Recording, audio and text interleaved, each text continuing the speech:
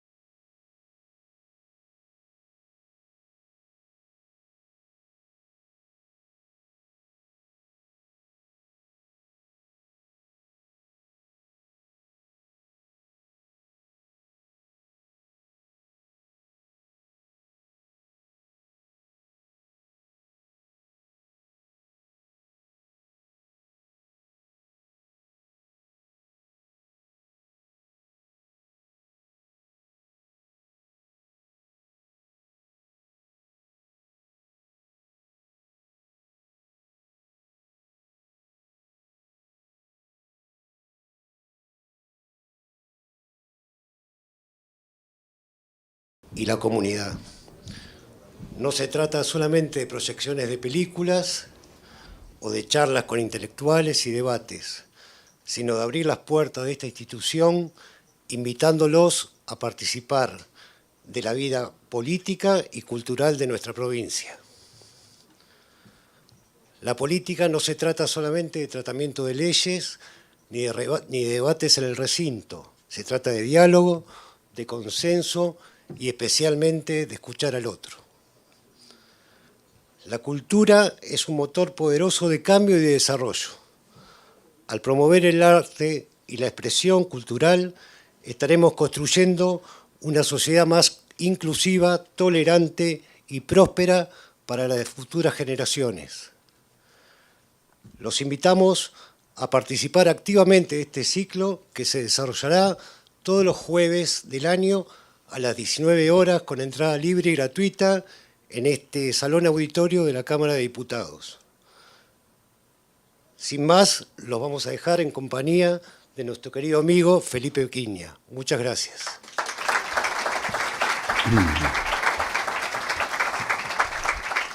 Bueno, muchas gracias por la invitación a la Cámara de Diputados, a las autoridades, a toda la gente que tuvo bien invitarme.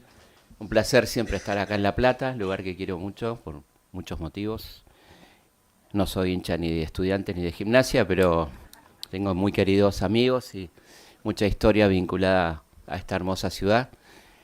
Y bueno, la idea es hablar un poco de un libro que está cumpliendo 20 años, que es Mitos de la historia argentina, un libro que recorre una parte interesante de la historia argentina que va del descubrimiento, llamado descubrimiento, hasta la independencia, así que haremos un recorrido por esa parte, yo creo que fundamental de nuestra historia, y algunos mitos en torno a cómo ha sido narrada esta historia, ¿no?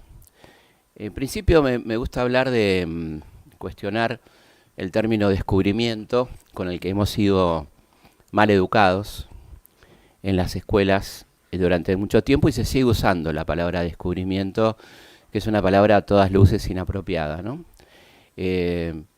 Pensemos primero que la persona a la que se le atribuye el descubrimiento de América nunca supo que había llegado a América, siempre pensó que había llegado al Asia. En sus cartas a la reina Isabel dice que está cerca de Japón, cerca del Ganges. Está un poco desorientado el muchacho, que está por llegar al Ganges, le dice. Por eso el nombre de las Indias, ¿no? Ustedes saben que el primer nombre que se le dio a este continente fue las Indias occidentales. Y además el término descubrimiento es un término de tremenda soberbia, ¿no? Siempre me gusta usar en mis clases el ejemplo de Álvar Núñez Cabeza de Vaca descubrió las cataratas del Iguazú, ¿no? O sea, los miles de guaraníes que vivían ahí no las habían visto nunca. Vino un europeo y ahí empezaron a existir las cataratas, ¿no? O Álvar Núñez de Balboa descubrió el Océano Pacífico. Todos los habitantes de todo el litoral que va de Alaska a Tierra del Fuego nunca vieron semejante mar, ¿no? De manera tal que es completamente inapropiado el término descubrimiento, y habla de una manera de mirar la historia, que es que las cosas comienzan a tener sentido cuando las ve y las describe un europeo. De ahí toda la toponimia que ustedes saben que fue cambiando brutalmente, ¿no? A partir de la conquista. Por ejemplo, el primer lugar a donde llega Colón, que es Guanajaní, empezó a llamarse San Salvador, esa islita tan bonita en el paraíso, hoy República Dominicana. Y comienza ahí un proceso muy particular que algunos llaman encuentro de culturas, como si hubiera sido un simposio, ¿no?, entre indios y conquistadores, lo cual por supuesto no fue exactamente eso, sino que fue la imposición de una cultura a otra por métodos bastante brutales. Es interesante pensar que en realidad esta gente que venía de la España inquisitorial, con una mentalidad muy excluyente, muy racista, muy de la desconfianza al otro, ¿no? Muy misógina, una carga muy potente antifemenina había en los conquistadores, impuesta por un modelo eclesiástico muy categórico de los reyes católicos. Piensen que Fernando e Isabel lo que hacen primero en España, luego de derrotar a los moros en Granada, que justamente es el año 1492, cuando se termina la Reconquista, y ahí se produce lo que se llama la unidad religiosa, la imposición de la Inquisición en todo el territorio español y la expulsión de los judíos y los moros, ¿no? De ahí que ustedes saben que un poco el trámite, si volvemos al Villiquen, que nunca está de más, el trámite de cómo se encaró la expedición de Colón es muy interesante, ¿no? Porque según nos cuenta la leyenda, la reina Isabel se desprendió de sus joyas y Colón paró el huevo y todas esas cosas, que un huevo de gallina, ¿no? Y bueno, nada de eso tiene ningún sustento. Primero porque lo de Colón era una empresa puramente comercial, digamos, ¿no? Colón lo que planteó era un tipo de muchos años de trayectoria naval, que se daba cuenta que había una posibilidad de ir al oeste, al oriente por el occidente, que la Tierra era redonda, lo cual era un viejo conocimiento, ¿no?, de la época de Aristóteles y de Ptolomeo y de grandes científicos. Y lo plantea como una expedición puramente comercial, digamos, ¿no? Y de hecho se firma una capitulación comercial, donde Colón iba a recibir una parte de lo que obtuviera en ese comercio con China y con Japón y con la India, que era donde él iba, teóricamente, ¿no? porque por supuesto se ignoraba la existencia de un continente en el medio. Pero en realidad la reina desconfiaba tremendamente de Colón y le dice que no tiene plata. Decía, no hay plata, una frase que suena actual. Y bueno, ahí va el hombre a ver cómo hace, buscando socios comerciales.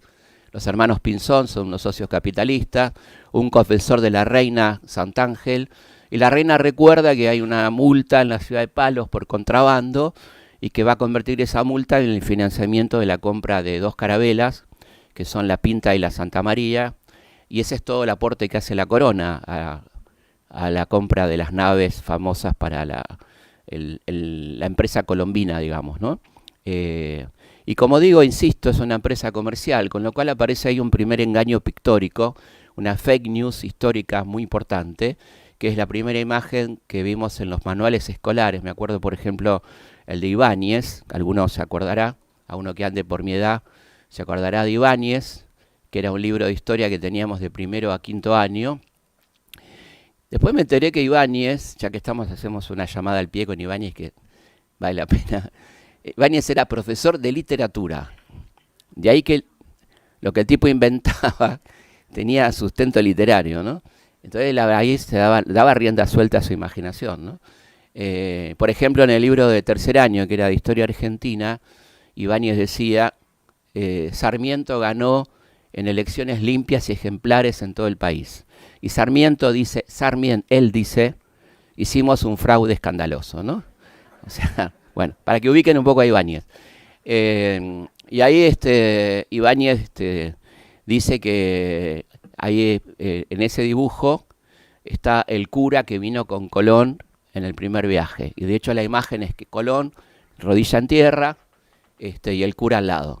Ese cura nunca existió, porque no tenía por qué existir, porque insistimos, era una operación comercial, o sea, ¿por qué iba a haber un cura ahí? Pero lo que se quería demostrar en esa primera imagen de la conquista es que esto era una expedición evangelizadora, ¿no?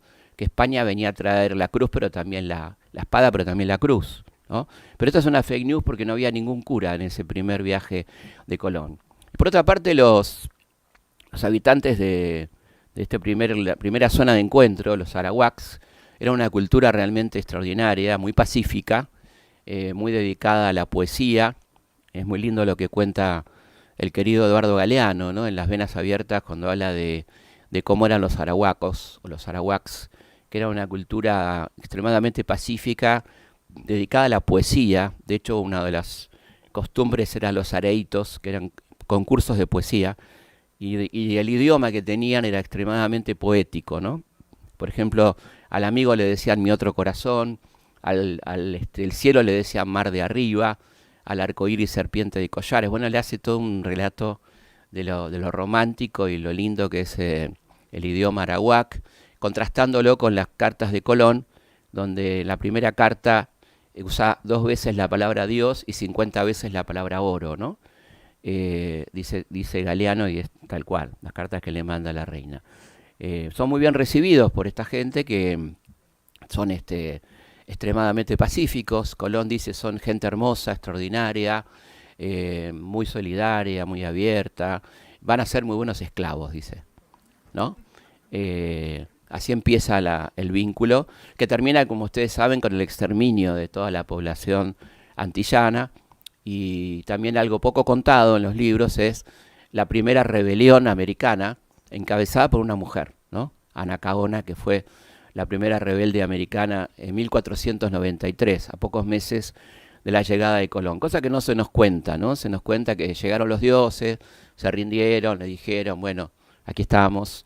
La verdad que cuando empezaron a ver los métodos de matanza que tenía Colón, empezó la resistencia, y ahí hubo una gran resistencia de todas las Antillas con esta mujer, Anacaona, que fue la primera rebelde americana que encabezó la rebelión y que duró 5 años y que finalmente fue capturada y quemada como bruja por las autoridades españolas, ¿no? Y ahí empieza, bueno, todo un proceso de conquista donde el relato es muy importante, ¿no? El relato de quiénes eran los americanos y quiénes eran los europeos recién llegados, donde siempre en esas crónicas hay una desvalorización permanente de las culturas americanas y una sobrevaloración de la cultura europea, algo que se traduce en el lenguaje cotidiano en oro por baratijas, ¿no? O sea que los americanos entregaban sus riquezas a cambio de pavadas, de baratijas. Es interesante pensar lo siguiente. Primero que el oro, en esa zona de nuestro continente, la zona antillana, no tenía ningún valor de cambio, era simplemente un metal que se usaba mucho para cuestiones ceremoniales, religiosas, para ornamentos, pero no era una moneda de cambio. Y en cambio era muy escaso en América una bolita de oro, de vidrio, un bonete, una guitarra, un espejo, todas cosas curiosas, que si uno usa la ley de Smith, que tanto le gusta a los capitalistas, la ley de la oferta y la demanda, la verdad que había que ver quién hacía mejor negocio, ¿no? Porque hablando del bien escaso, todas estas cosas eran escasas y raras en América, pero lo que está detrás de todo esto, más allá de las ironías, es que se está usando una categoría que no se puede usar en antropología, que es la comparación de culturas brutalmente y la inserción de situaciones completamente distópicas, ¿no? Porque una cosa lo que pasaba con el oro en Europa, que cotizaba la moneda corriente, y otra cosa lo que pasaba con el oro en América. Pero acá se lo usa para decir, vieron que los indios eran medio tarados, porque le daban el oro por nada, ¿no? Y esto es un poco el discurso que siempre estuvo de la animalización del habitante americano originario, ¿no?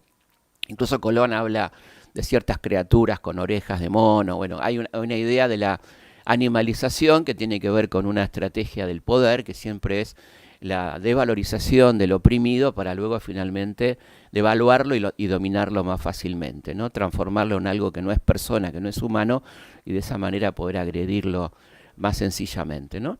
Algo que usaron muchos regímenes políticos fascistas en el mundo y bueno, que se sigue usando, y no voy a abundar sobre el tema porque no tengo por qué completar la idea porque la están completando ustedes en este momento. Bueno, esto realmente es muy interesante en cuanto a qué pasa con Colón, porque fíjense ustedes que nosotros tenemos la avenida Paseo Colón, por ejemplo, que es la avenida donde está la Casa Rosada, ¿no? Es una avenida muy importante de Buenos Aires, la avenida Colón. Y Colón es un personaje muy polémico, para usar un término de la televisión actual, vieron que dicen polémicas declaraciones, ¿no? Polémicos, bueno, no sé si está bien la palabra polémica, porque ¿dónde está la polémica? ¿Quién polemiza, quiero decir, ¿no? Polémica medida.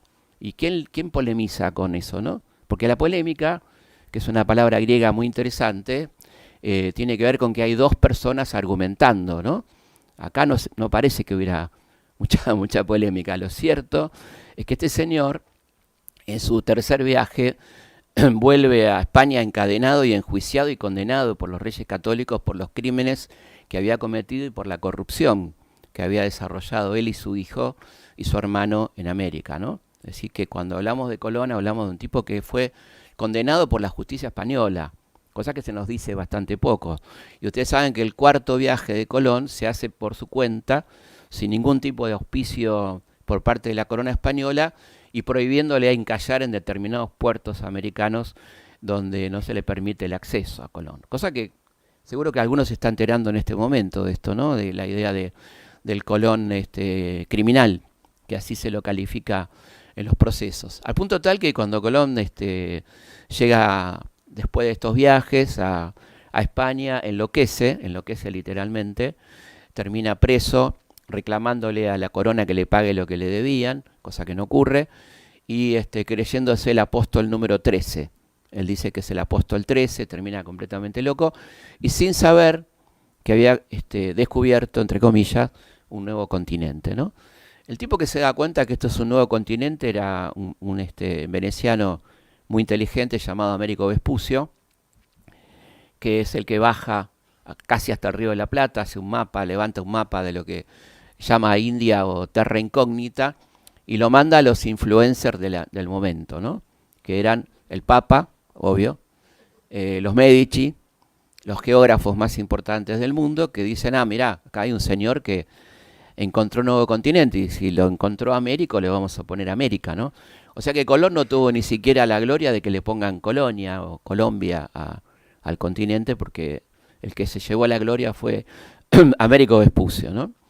De ahí, de esta zona inicial de la conquista, vendrá luego la conquista de México, que ustedes saben que también está contada de una manera muy parcial, ¿no? Donde se nos cuenta que llegó Hernán Cortés y que inmediatamente los mexicanos se sometieron a él y que no hubo ninguna resistencia. Bueno, por supuesto que eso no es cierto. Hubo una gran resistencia de parte de los aztecas, encabezado por Cuauhtémoc, que no acepta el pacto de Montezuma con Cortés. Es un episodio tremendo de la conquista de América, muy, muy impresionante. Y una gran mentira, un gran mito en torno a la conquista de México es que México fue conquistada por 160 españoles, ¿no? Que también está dicho con mucha fuerza, como diciendo 160 españoles pudieron contra 100.000 aztecas, que eran los habitantes de Tenochtitlán. Esto no es verdad. Primero que fueron derrotados inicialmente en la famosa Noche Triste, quedaron pocos, pero lo que hizo Cortés, que era un tipo muy hábil, fue aliarse con etnias enemigas de los aztecas, los mixtecas, etcétera, y fueron ejércitos multitudinarios los que terminan conquistando Tenochtitlán de Cortés y sus aliados. Eso es lo que pasó en México, ¿no? Donde además Cortés tuvo la ventaja de encontrar un imperio muy organizado y con lo cual, terminando con las cúpulas, tuvo una estructura gubernamental muy armada para armar el primer virreinato de América, que es el virreinato Nuevo México, ¿no? Nueva España, que se convirtió luego en México. El caso del Río de la Plata, para entrar en nuestra historia, es bastante curioso, porque había información, todavía no se había, empezaba a conquistar Perú por parte de Pizarro, ¿no? Donde ahí funciona un sistema que los españoles habían usado en la Reconquista, que es el rescate, que está en las 7 partidas de Alfonso el Sabio, que consiste en tomar a una persona, secuestrarla y pedir un rescate a cambio, ¿no? Eso hicieron, Cortés hizo eso en México y Pizarro hizo eso con Atahualpa, pidiendo que se llenen 2 piezas de plata y 2 piezas de oro para garantizar la vida del último inca, cosa que no ocurre porque aunque los incas ponen ese dinero, Atahualpa es finalmente asesinado, ¿no? A partir de esa riqueza impresionante que encuentran en el Perú, suponen que hay otro reino muy importante en el río de Solís, que algunos empiezan a llamar Río de la Plata. Solís le va muy mal, ustedes saben que hubo un primer encuentro gastronómico complicado ahí, con Solís, 1515 estamos hablando. Solís se aventura en esto que creía que era el paso interoceánico, la obsesión de los españoles. Recordemos que el Canal de Panamá se va a inaugurar en 1914, o sea que todo de 1500 a 1914 están permanentemente buscando el estrecho hasta que lo encuentran en 1520, Magallanes, y ahí, de ahí la importancia geoestratégica de lo que va a ser nuestro país y Chile. Era la zona por la cual pasaban todos los barcos del mundo que querían pasar del Atlántico al Pacífico, ¿no? Antes de que eso sucediera, cuando llega Solís a este lugar tan gigantesco que es el Río de la Plata, cree encontrar el estrecho interoceánico, se equivoca, desembarca, tiene ahí un malentendido con los charrúas y termina siendo parte, no diría invitado al asado, sino parte protagónica del asado que hacen los charrúas, ¿no? Bueno, y luego de esta frustrada expedición, de la que queda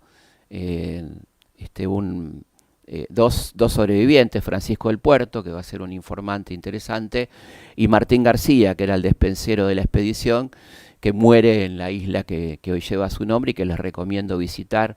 Es una isla que pertenece a la provincia de Buenos Aires y que es una isla histórica popularmente llamada YPF, no porque haya un yacimiento petrolero, sino porque ahí estuvieron presos Irigoyen, Perón y Frondizi, ¿no?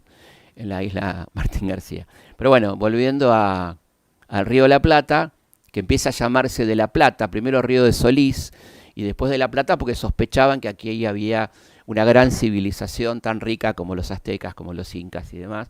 Y entonces preparan una expedición extraordinaria en 1535 para que llegue en el 36, a cargo de un tipo que era un noble, un millonario, un grande de España, amigo del rey Carlos V, la expedición más importante que venía a América, 1200 personas, caballos, vacas y demás. y lo mandan a Buenos Aires, a esto que termina siendo Buenos Aires, fundada por don Pedro de Mendoza, 11 de junio de 1536. Bueno, uno de los más grandes fracasos del imperio de Carlos V, quizá la derrota más grande del imperio de Carlos V, porque al poco tiempo de llegar esta gente, que eran casi todos nobles quería decir que gente que no tenía la menor idea de lo que era trabajar, ¿no? Pero esto es literal, porque en las 7 partidas, suena irónico, pero fuera de joda, las 7 partidas dicen los nobles son aquellas personas que no se valen por sus manos, ¿no? Así que siempre alguien laburó para ellos, ¿no? Y entonces, claro, llegan todos estos inútiles a Buenos Aires, 1200, y son muy bien recibidos por los querandíes, que eran los habitantes originarios de la zona. Pero bueno, llega un momento, 14 días de delivery para 1200 personas, en una zona donde el alimento no abundaba, ¿no? Estamos hablando de una pampa bastante escasa en alimentación. Se cansan los querandíes y entonces Pedro de Mendoza manda a su hermano Diego a perseguirlos y matarlos a orillas de un río que va a empezar a llamarse Matanza, el río de la Matanza, justamente por esta matanza tremenda.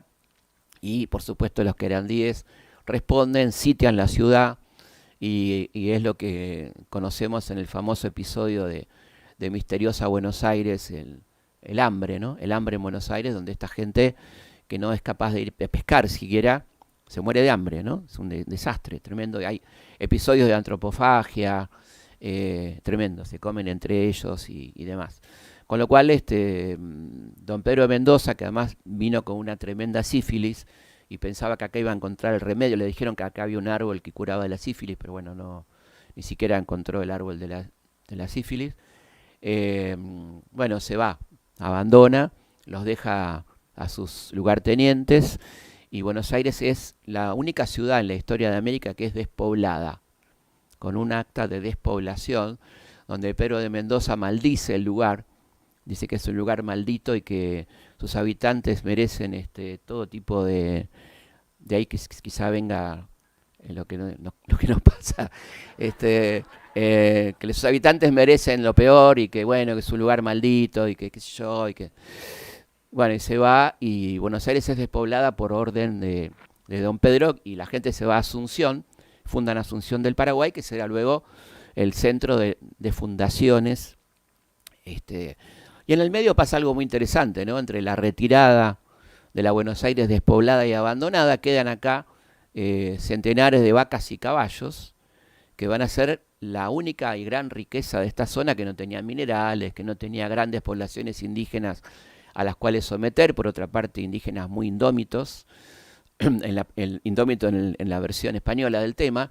Y bueno, cuando se produce la verdadera fundación de Buenos Aires, en 1580, lo que encuentra don Juan de Garay es una riqueza extraordinaria en caballar, ganado bovino, es decir, vacas y caballos por doquier. Y ahí comienza entonces una nueva etapa de la conquista y la colonización de Buenos Aires, que se funda efectivamente en 1580 con don Juan de Garay, y comienza toda una etapa muy particular, que es la etapa del virreinato, del previrreinato, ¿no? La gobernación de Buenos Aires, que dependía de Paraguay, una gobernación tremendamente corrupta,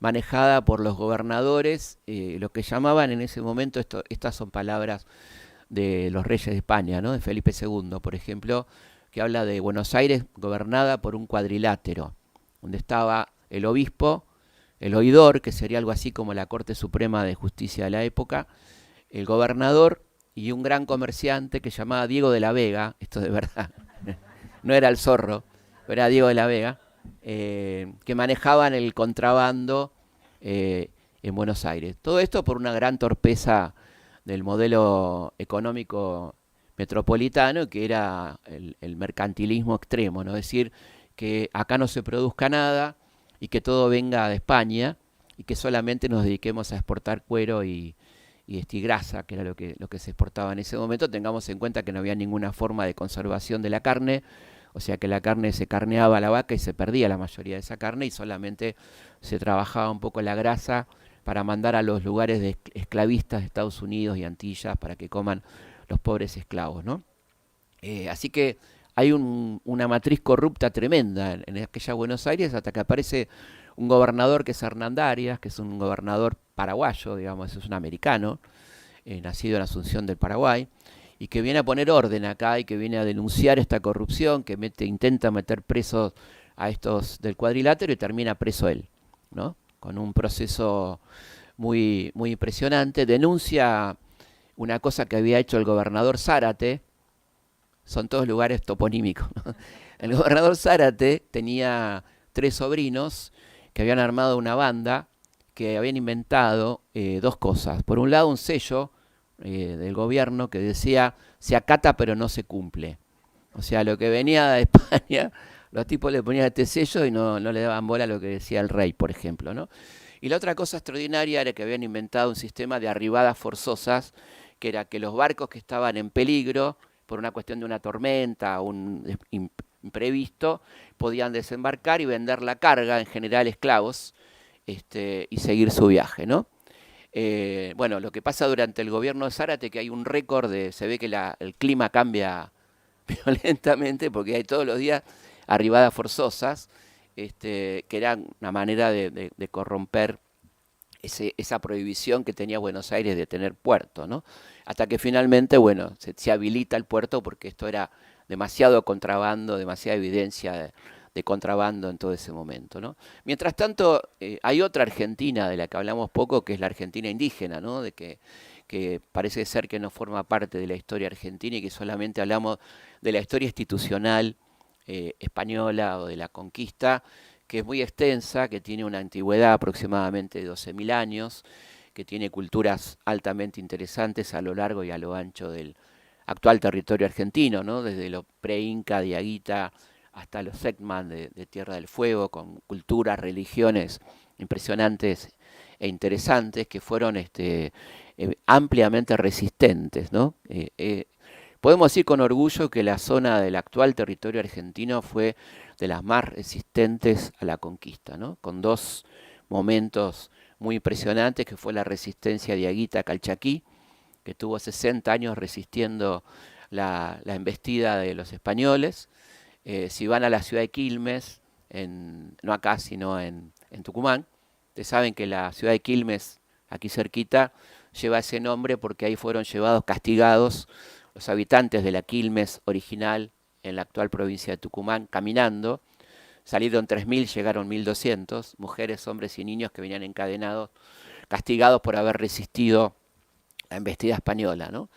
Y después, por supuesto, la resistencia mapuche, que duró hasta fin del siglo XIX, hasta la conquista, la llamada conquista del desierto del general Roca, de Rosa, Roca, Alsina, etcétera, ¿no?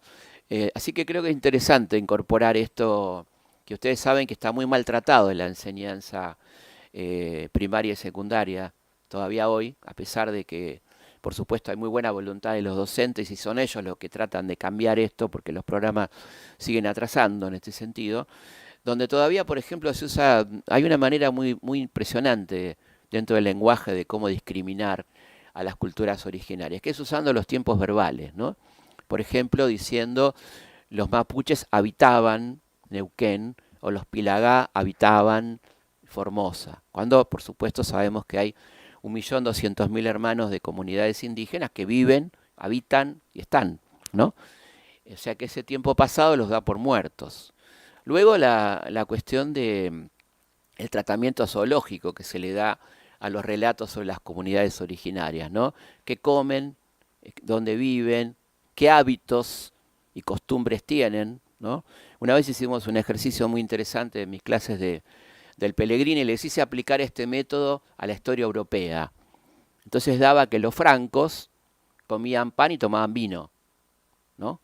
Porque eran los hábitos. Entonces quedaba fuera Carlomagno, quedaba fuera todo, porque acá lo único que nos contaban era que los pampas tenían estas costumbres, que eran muy andariegos y que bueno, que tenían el consumo de la algarroba y no sé qué, pero no mucho más, ¿no? O sea, hay una especie de tratamiento zoológico de estas culturas que es muy impresionante y que pervive. Y ustedes vieron que estas culturas no tienen arte, tienen artesanía, no tienen lengua, tienen dialectos, ¿eh?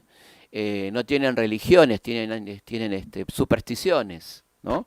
Todo eso es muy interesante, empezar a cambiarlo y empezar a modificar en cómo contamos la vida de 8.000 años de historia argentina que pasa muy rapidito en aras de que venga rápido la Revolución de Mayo, ¿no? Bueno, creo que es importante verla, como bien decía Foucault, ¿no? Cómo se nomina y cómo se nombra, qué significa, cómo calificamos determinadas cosas, ¿no? Así que, y además son pueblos que han tenido mucha importancia a lo largo de nuestra historia, pueblos que han participado activamente de las campañas contra los españoles, me refiero fundamentalmente a los Huichi, a los Cuom, que participaron en las campañas del norte con Belgrano, los Pilagá, los Diaguita, los mapuches que colaboraron con San Martín, ¿no? Los huarpes, que fueron fundamentales a la hora de cruzar los Andes. Por algo San Martín les pide permiso, ¿no? Para el cruce en ese famoso encuentro del fuerte de San Carlos, que él describe con tanta minuciosidad, que es un hermoso documento de San Martín cuando cuenta su encuentro con los loncos huarpes, ¿no? Para pedirle permiso para cruzar un territorio que él entendía que era de ellos, ¿no? Así que bueno, creo que es interesante incorporar a la historia a estos pueblos que son la palabra originario es una palabra discutible porque ustedes saben que originario hay pocos, sino más bien uno podría decir más correctamente, como usa la antropología actual, el término precedente, ¿no? Porque originario diría que alguien que no se movió nunca de un lugar, y acá la verdad que hubo mucho desplazamiento y movimiento de cultura, como pasó en Europa y como pasó en todos lados, ¿no? Pero bueno, me parece que es interesante tenerlo en cuenta, esto cuando estamos hablando de estas cuestiones. Y finalmente, España, en su eterna disputa con Portugal, que en algún momento formaron un solo reino, luego eso termina y aparece una disputa muy fuerte en torno a cómo se va a repartir la tierra americana. Ustedes saben que hubo un lobby feroz para nombrar al Papa Alejandro VI, que era español, ¿eh? El Papa se llama Rodrigo Borja, italianiza su nombre como Borgia, ¿no? Como Rodrigo Borgia, y es electo gracias a la compra de votos, lo que llamaba simonía, que hace Fernando. Recordemos que España tenía grandes territorios en Italia, ¿no? Nápoles, Sicilia, eran territorios españoles, los cuales le daba votos para la elección del Papa.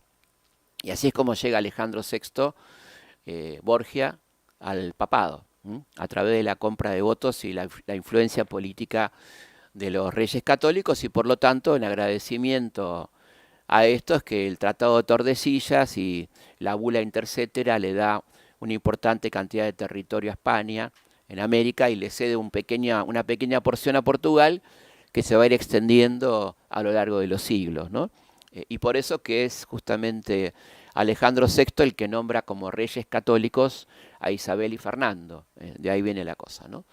Digo esto porque un poco lo que se dice es que España vino a traer la moral a América con la conquista, ¿no?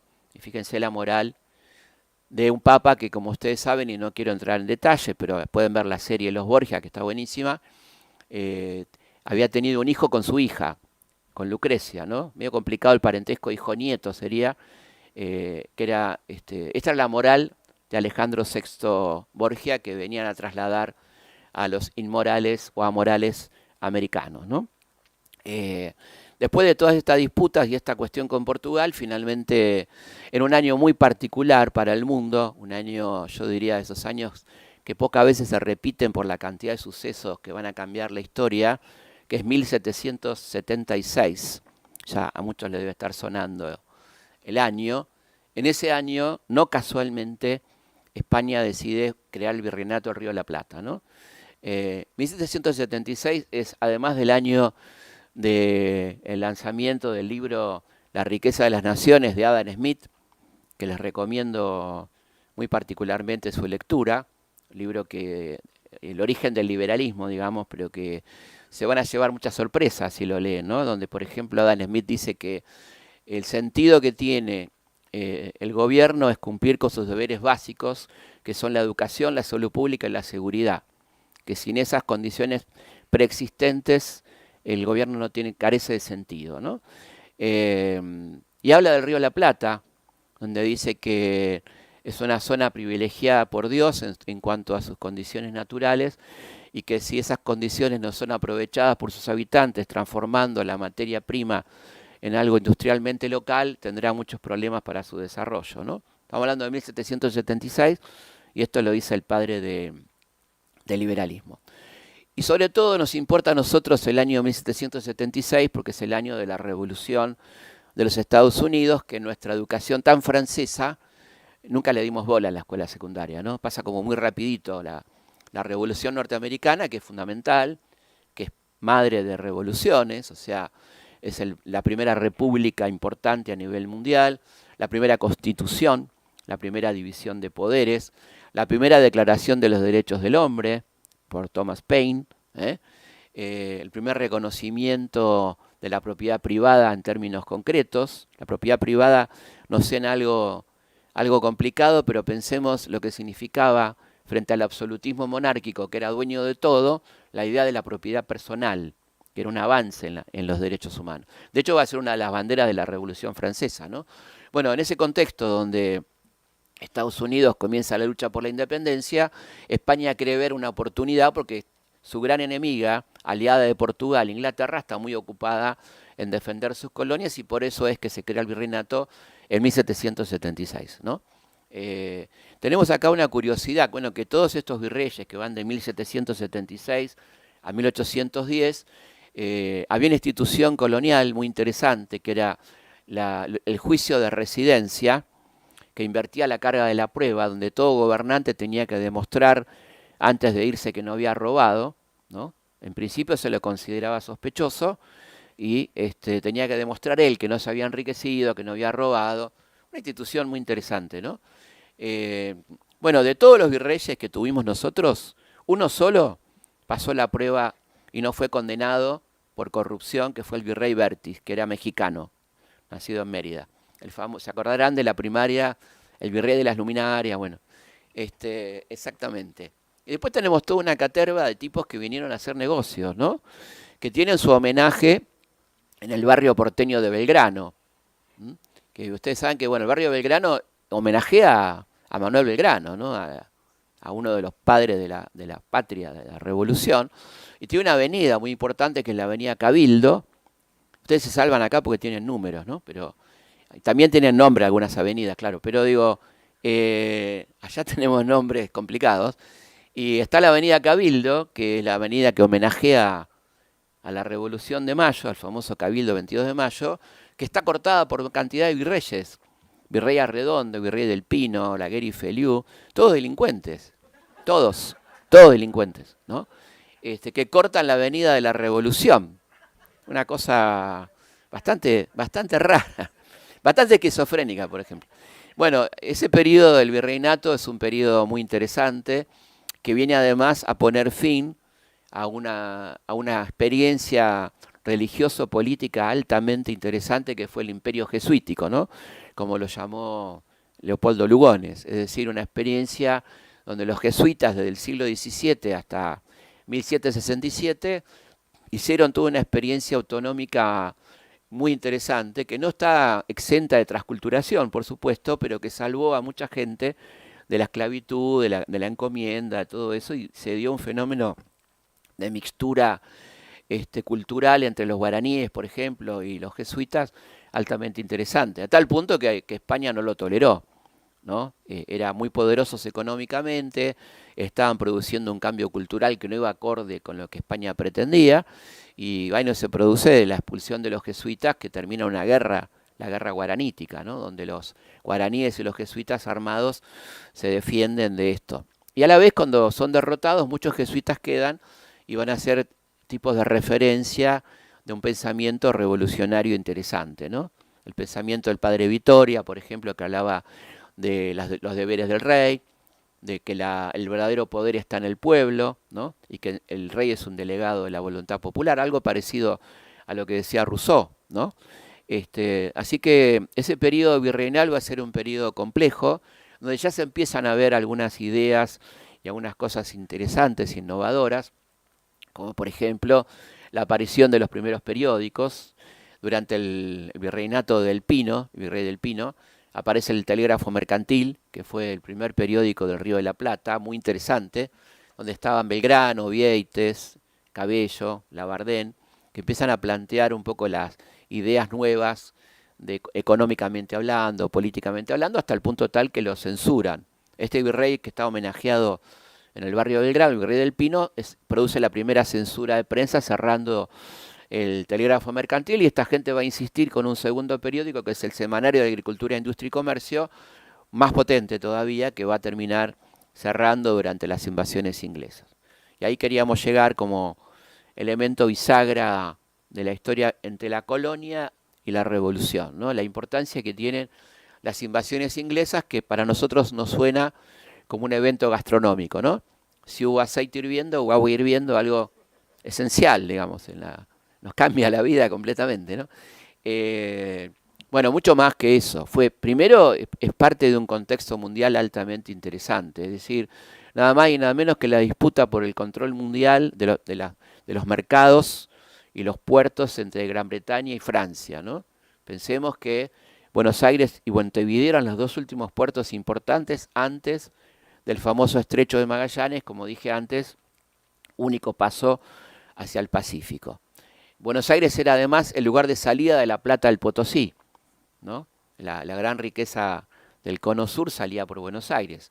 Entonces era un territorio en disputa y los ingleses aprovechan la situación de la derrota que le infligen a Francia en la famosa batalla de Trafalgar, y se lanzan a la conquista de Buenos Aires en el año 1806, instalando un gobierno por más de 40 días, ¿no? Los ingleses tienen a Buenos Aires como colonia durante 40 días, donde pasan algunas cosas muy interesantes, donde nombran, por ejemplo, jefe de la aduana a José Martínez de Oz, ¿no?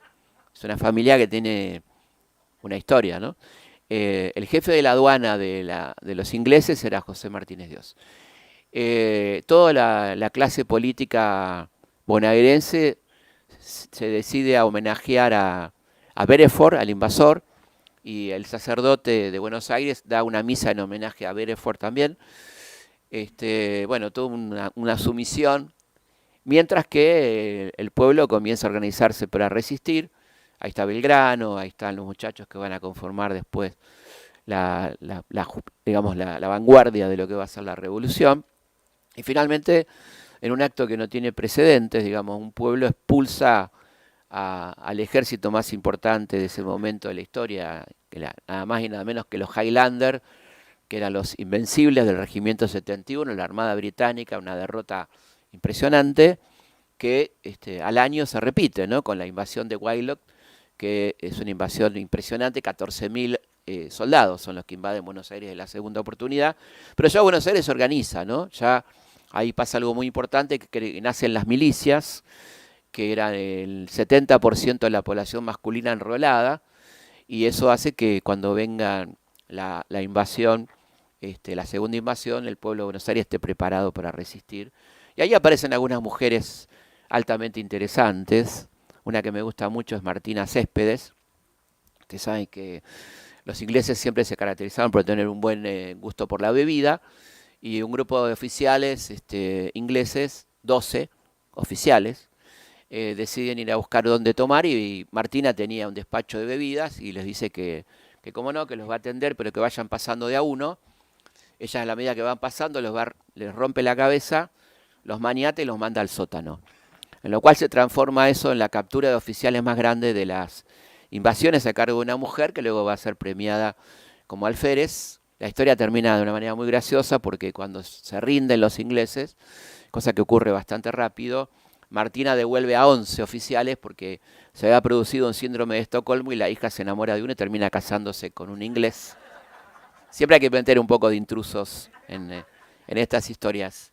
Bueno, la derrota es tremenda para Inglaterra y le da a los porteños, digamos, un gran orgullo. Se dan cuenta que España está débil, que hubo un hecho de autodeterminación muy importante. Echaron al virrey Sobremonte, que se había escapado 2 veces, lo ponen a Liniers. Bueno, y empezamos a pensar entonces en un posible cambio en lo que era nuestra nuestra patria naciente en aquel momento, que se va a dar a partir de un hecho que tiene que ver con la política internacional, que es la invasión de Napoleón, figura extraordinariamente interesante, primero de Portugal, ¿no? Ustedes saben que Napoleón había decretado el bloqueo continental como una forma de perjudicar a Inglaterra, así que los puertos atlánticos no comercien con Gran Bretaña.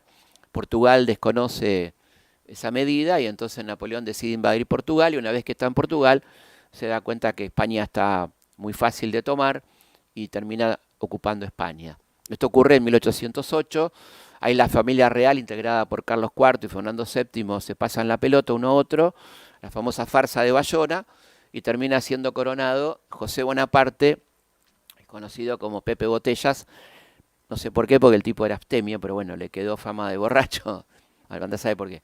Pero bueno, cuestión, Napoleón toma España, se crea un consejo de regencia, juntas de resistencia a la invasión francesa, en una de las cuales hay un oficial argentino muy importante en esa resistencia que se llama José de San Martín, y finalmente en 1810 se produce la toma total.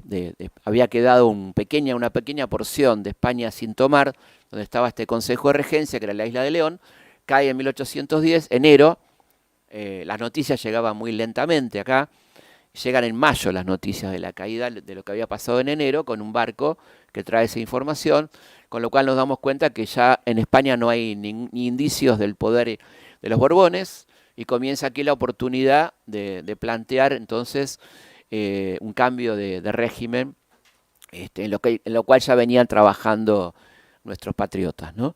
Y esto se va a dar en la semana del 14 al 22 de mayo, toda esta convulsión. Y ahí es interesante cómo es contado esto, donde parece ser un paso de comedia, donde uno habla, el otro dice, bueno, venga por acá, no pasa nada. La verdad que fue muy violento y tiene que ver con, por supuesto, que el virrey Cisneros no quería saber nada con irse, y que los patriotas necesitaban que se vaya y terminar con este absurdo de que está gobernando un francés, que tenemos un virrey acá, que no se sabe a quién responde, y aprovechando la situación para cambiar el modelo también, ¿no? Y entonces, bueno, ahí hay una muy importante participación popular. Cuando se dice que la Revolución de Mayo no fue popular, no es verdad.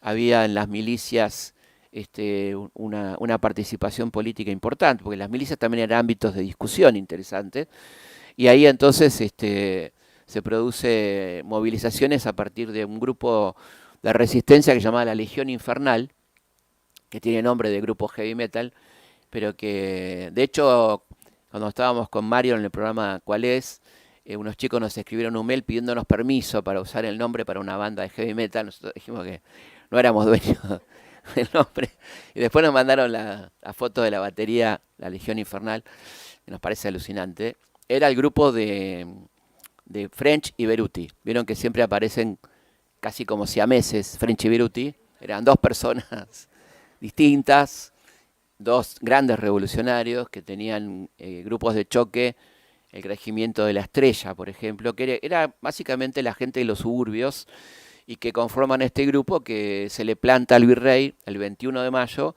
exigiéndole que convoque al cabildo, al famoso cabildo del 22, que va a dar lugar al gran debate de la Revolución, donde aparece una figura como la de Juan José Castelli, el gran orador de la Revolución, y por otro lado el obispo mandado por el virrey. Bueno, la votación termina mayoritariamente votando porque el virrey se vaya.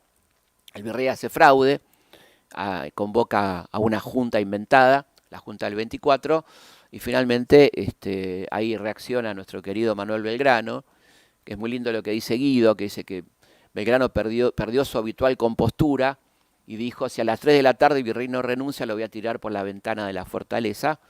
Se ve que el Cisneros calculó la altura y renunció, y bueno, ahí viene esta etapa tan interesante que es la revolución, en un contexto tremendamente desfavorable, que era la Revolución de Mayo. Se da en un contexto de mucha soledad, ¿no? Porque Montevideo seguía siendo una colonia española, Portugal nunca se sabía qué iba a hacer, podía ser un aliado de España, Inglaterra estaba ahí coqueteando con que sí, que no, y ahí comienza este proceso tan interesante de la revolución, con una figura tan impresionante como la de Mariano Moreno, ¿no?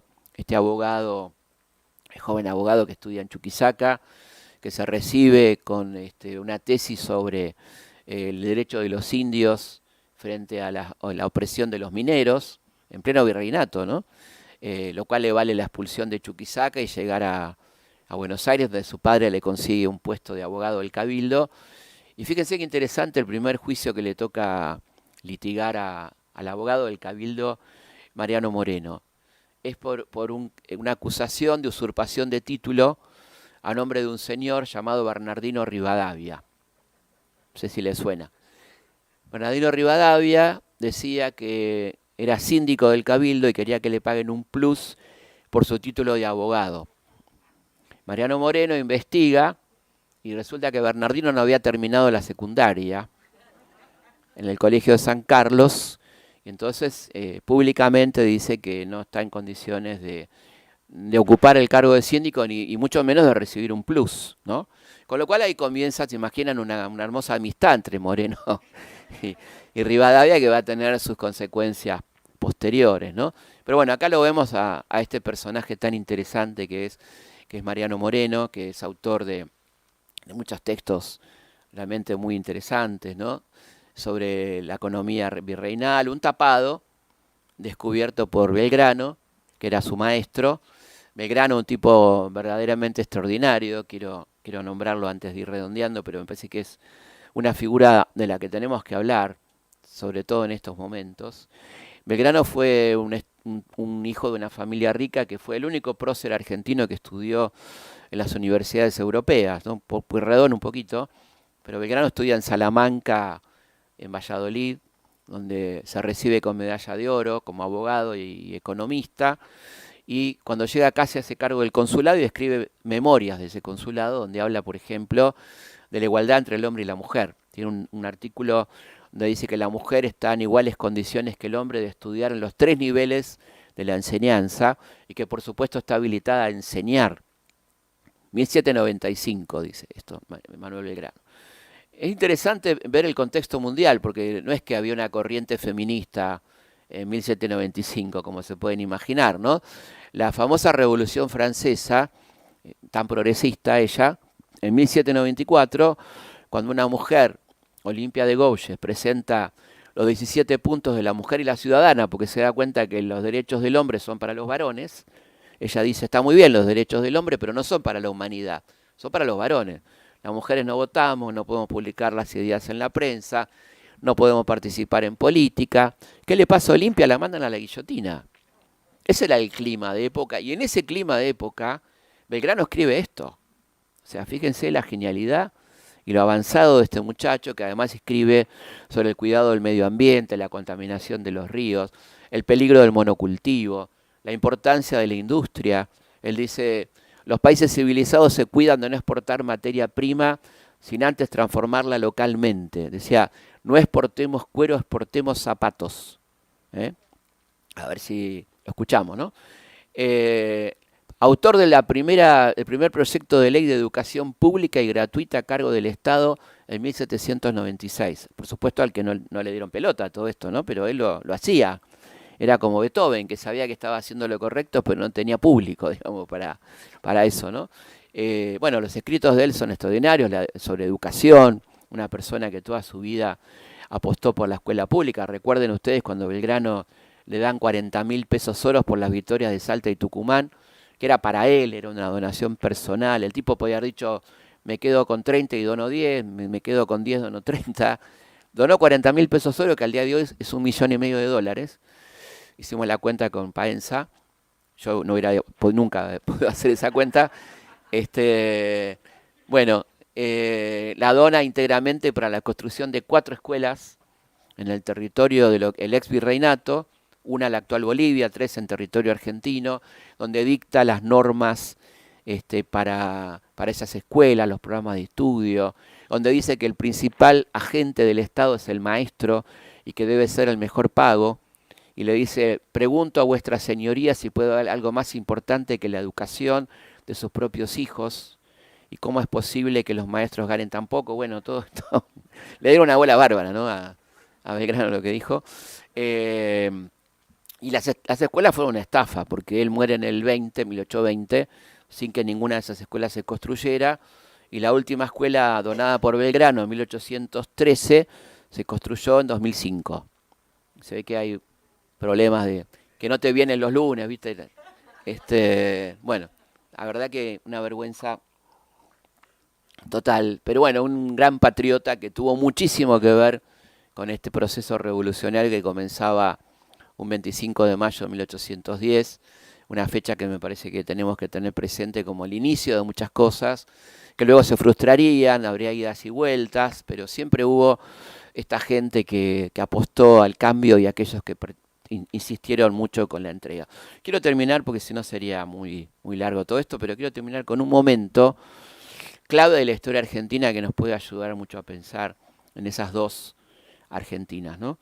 1815, ubiquémonos, cae Napoleón, acá entran en pánico.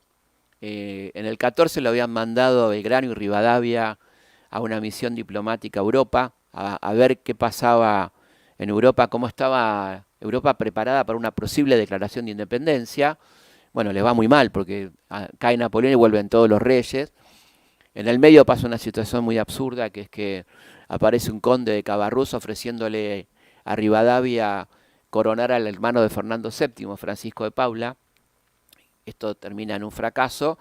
Y entonces este Cabarrús le dice, bueno, secuestrémoslo, lo llevamos secuestrado, esto es verdad, ¿eh? Lo llevamos secuestrado a Buenos Aires y lo nombramos rey a la fuerza, cosa que por supuesto no pasó, pero fíjense el nivel de delirio que había en ese momento. Y acá el director supremo, la autoridad máxima, era Carlos María de Alvear, hombre que tiene calles en todos los pueblos del país, y en Buenos Aires tiene una de las avenidas más elegantes de nuestro país. Él entra en pánico y decide mandar a Río de Janeiro a hablar con el embajador británico. Por suerte Buenos Aires no tenía embajador porque no era independiente, todavía no tenía representación de Inglaterra. El embajador estaba en Río de Janeiro, manda a Manuel José García con una carta que dice que estas provincias quieren pertenecer al Imperio Británico, ¿no? Una carta tremenda donde propone que seamos colonia inglesa. Y lo peor que le pasa a García es que los ingleses le dicen que no. O sea, tremendo, ¿no? Que te pase eso es tremendo. Bueno, pero una vergüenza absoluta, y esto desata muchas cosas, la caída de Alvear, el impulso de la guerra revolucionaria de los Güemes, de los Belgranos, de los San Martín, que dicen, bueno, ahora vamos por todo, vamos por la independencia, sigamos la guerra a muerte, como dice San Martín. Alvear se va exiliado a Río de Janeiro, se escapa del país, llega a Río de Janeiro, pide hablar con el embajador español y le da todos nuestros secretos militares. Posición de los ejércitos, armamento, le entrega los secretos militares al embajador español y le pide perdón, sé que le agarra la angustia, y le pide perdón al rey de España diciendo que estuvo extraviado y que él siempre trabajó por la obediencia a España y que quiere que volvamos en algún momento a ser parte del Imperio Español. Mientras tanto, San Martín y Güemes y Belgrano impulsan la proclamación de la independencia en Tucumán, ese famoso 9 de julio que empieza a cambiar todo, y San Martín ya está preparando el cruce de los Andes, que es una de las hazañas más grandes, mientras Martín Miguel de Güemes, como ustedes saben, el padre de los pobres, está aguantando los trapos en el norte, ¿no? Quizá es bueno recordar que Martín Miguel de Güemes, junto con su hermana Macacha, que fue una mujer extraordinaria, y todo ese pueblo de Salta y Jujuy, frenaron 9 invasiones españolas en los 6 años y pico que fue gobernador de Salta Güemes. Eran ejércitos que eran de 4.500, 5.000 personas que venían de derrotar a Napoleón, y que los infernales, como le decían a las tropas de Güemes, a todo ese pueblo donde las mujeres y los niños tenían un rol muy activo, eran los llamados las bomberas y bomberitos, que eran los espías que permitían ese dispositivo increíble que permitió que 9 invasiones españolas fueran expulsadas y que San Martín tuviera tiempo de preparar el ejército para el cruce de los Andes, ¿no? Bueno, todas cosas que creo que es bueno que tengamos presente en cuando se nos trata de bajar la autoestima. Creo que tenemos una historia gloriosa y gente muy digna para recordar, de una patria que es hermosa, que está muy lejos de ser una porquería, y que tenemos una historia gloriosa que vale la pena recordar, ¿no? Me parece que es lindo ponerse en aquella soledad que seguramente sentía esta gente cuando emprendía audazmente la decisión de proclamar la independencia, de hacer una hazaña como el cruce o de frenar a los godos en el norte, ¿no? Con una utopía de patria, ¿no? de lo que vendría. Así que bueno, esto es un poco lo que quería contarle. Hay mucho más, pero tenemos que ir a ver Intratables y esas cosas. Muchas gracias. Muchas gracias.